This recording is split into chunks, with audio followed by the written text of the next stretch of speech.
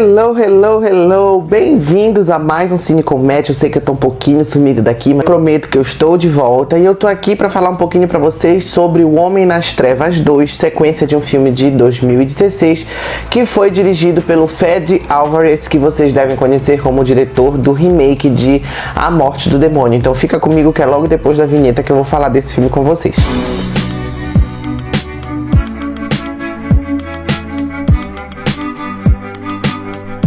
Bom, aqui em O Homem nas Trevas 2, o Fede Alvarez ele retorna para a sequência, mas ele retorna como roteirista ao invés de diretor. E quem assume o posto de diretor nesse filme é o seu co-roteirista do primeiro filme, Rodo Sayagues. E antes de eu falar de fato da crítica do segundo filme, eu tenho que dizer para vocês que O Homem nas Trevas, o primeiro de 2016, ele é um filme muito subversivo. Subversivo por quê? Porque ele muda diversos clichês de filme de terror. Os protagonistas, eles são na verdade ladrões e a vítima é na verdade o vilão do filme. E ele também tem um terceiro ato de reviravoltas que nos ajuda a compreender um pouquinho mais sobre esses personagens. Como por exemplo a inocência de uma adolescente que é bandida, mas que ela faz o que ela faz porque ela quer mudar de vida. A inocência do vilão do filme que tem um trauma de seu passado, que foi a perda da sua filha e que leva ele a cometer as atrocidades que ele comete. Então tem todos esses elementos que funcionam, que nos ajudam a compreender esses personagens e que funcionam para a temática daquele filme. E agora nós temos O Homem nas Trevas 2, que é sim uma sequência desnecessária que ninguém pediu, mas que tá aí e nós vamos conferir porque o primeiro filme foi muito bom, então a gente precisa saber se a sequência está no mesmo nível ou não. Então, aqui no segundo filme nós também temos a subversão, só que ela é trabalhada de um jeito diferente. No segundo filme nós vemos o Homem Cego, ou Norman Nordstrom, que é o nome do personagem. Nós temos esse personagem vivendo isolado anos depois dos eventos do primeiro filme, cuidando de uma jovem garota, sua filha, chamada Phoenix. E ele está cuidando dessa garota Phoenix que ele salvou de um incêndio que é mostrado no início do filme. E de repente a casa dele é invadida por um grupo de bandidos, mas aqui eles não têm interesse em roubar o Homem Cego, o Norman Nordstrom. Aqui eles têm a intenção de sequestrar a garota que ele está tomando conta para os seus próprios objetivos ocultos que nós não sabemos quais são. Então aí entra a subversão que eu falei pra vocês. Enquanto no primeiro filme nós temos adolescentes imbecis que querem roubar um velho cego que na verdade é mau, no segundo filme nós temos um grupo de bandidos armados que nós não sabemos absolutamente nada, nós só sabemos que eles são excessivamente cruéis, que querem sequestrar uma jovem garota para os seus próprios objetivos ocultos, e com isso o vilão do primeiro filme se torna uma espécie de anti-herói que vai atrás da menina que ele toma conta, atrás da sua filha, para salvá-la das mãos de bandidos. Eu poderia dizer que o meu problema principal com esse filme é a mudança de atmosfera, que nem é o caso, tá? Porque aqui nós temos uma mudança de atmosfera muito grande. Enquanto no primeiro filme o Fede Alvarez se utilizava do silêncio e da escuridão para nos trazer aquela sensação de angústia e claustrofobia, o que o Rodo Sayagues faz aqui é totalmente o oposto. O Homem nas Trevas 2 é um filme altamente aberto, altamente barulhento e altamente violento. O Rodo Sayagues se utiliza muito do gore nesse filme. Gente, é sangue, tiro, porrada e bomba para tudo que é lado.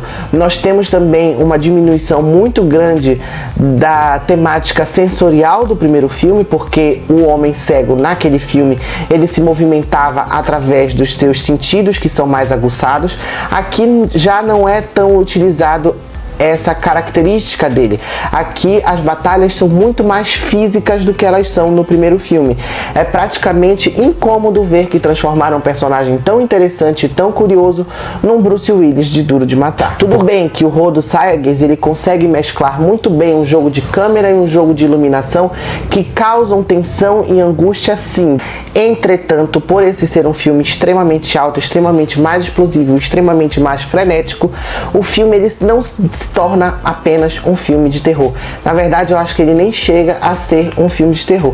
Ele é mais um suspense que flerta bastante com o gênero da ação. E, gente, assim, eu não tô tentando fazer uma crítica comparativa, porque eu acredito que isso seja alguma coisa muito pobre, mas é impossível não comparar esse filme com o primeiro quando ele tem tantas divergências em relação ao estilo daquele primeiro filme. Eu sou totalmente a favor de mudanças, desde que essas mudanças sejam coerentes.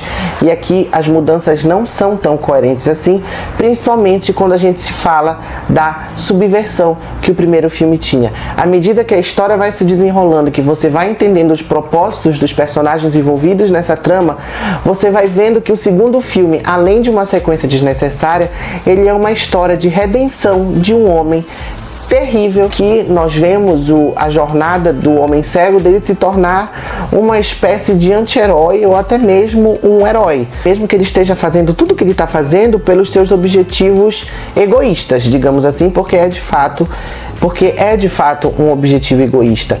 E eu acredito que o que eles trabalharam aqui, além de incoerente com o que foi trabalhado no primeiro filme, é altamente irresponsável, porque no primeiro filme, tudo bem, a gente torcia para os assaltantes que estavam lá, mas eles eram pessoas ignorantes, pessoas ingênuas, isso é bem construído naquele filme. Aqui nós vemos um homem que é assassino, estuprador, torturador, numa missão de resgate de uma menina que ele quer cuidar, porque ele diz que ela é filha dele, de bando. Tudo bem, ele tá salvando uma garota da mão de pessoas extremamente perigosas, mas a gente vai mesmo torcer por uma pessoa que já fez tanto mal na vida dele e nunca foi punido por absolutamente nada? Então eu acho que é um filme muito irresponsável e um filme altamente incoerente. Ele é um filme divertido no sentido de que ele cumpre, de certa forma, a proposta que ele tem, que é causar aquela angústia, causar aquela tensão, mas ele falha em diversos outros momentos por ele ser altamente mais frenético que o primeiro filme, porque é justamente o charme daquele filme, é a calmaria, é o silêncio, é a tensão de você não saber o que vai acontecer depois. Esse filme, por ele flertar demais com a ação, ele acaba se tornando previsível em determinados momentos. Não com as reviravoltas, porque as reviravoltas não são tão previsíveis assim. As reviravoltas até que funcionam muito bem nesse filme, mas elas são tantas que elas acabam se misturando um pouco e às vezes eles não sabem como trabalhar determinadas coisas. Eu fecho Homem nas Trevas 2 com a nota 6,5.